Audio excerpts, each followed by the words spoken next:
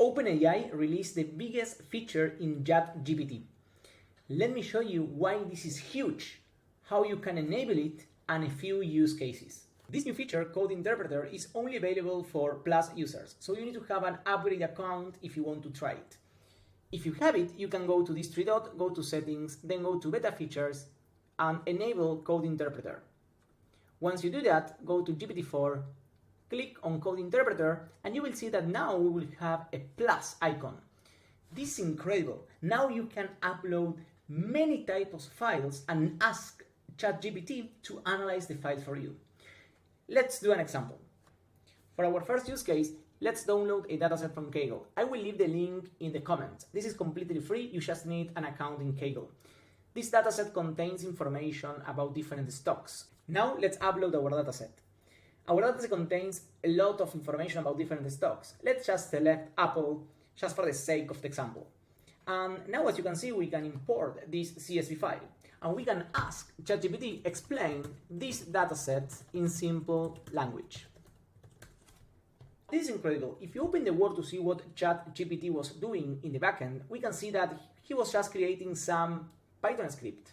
He imported pandas, then he called and read the CSV file, he called help to print some of the values, and then just analyzing. This is great. This is actually what we are going to do if we are a data analyst and we want to analyze this file.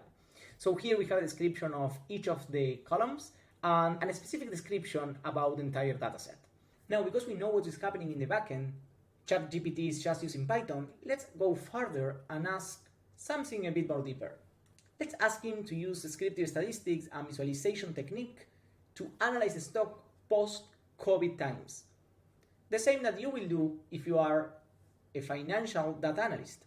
And again, a big surprise. We see that ChatGPT not only analyzes using descriptive statistics and metrics such as mean, standard deviation, and so on, but also he managed to plot on our face all those line trends over time and histograms, as you can see here.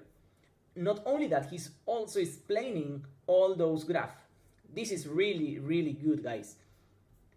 If you show again the work, we can see how he actually cleaned the data, did a kind of DPP, just taking and filtering on those years that were post-COVID as we request.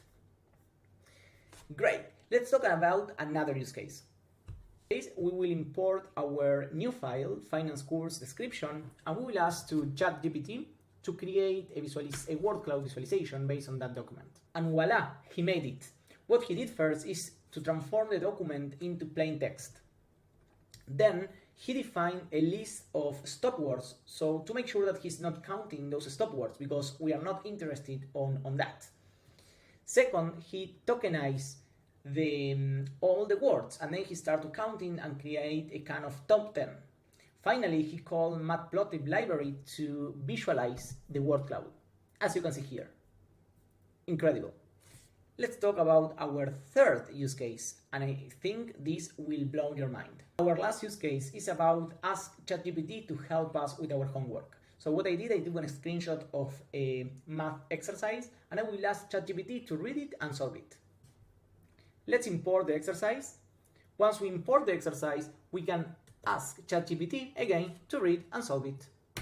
We click enter, and magic will happen. And again, he made it.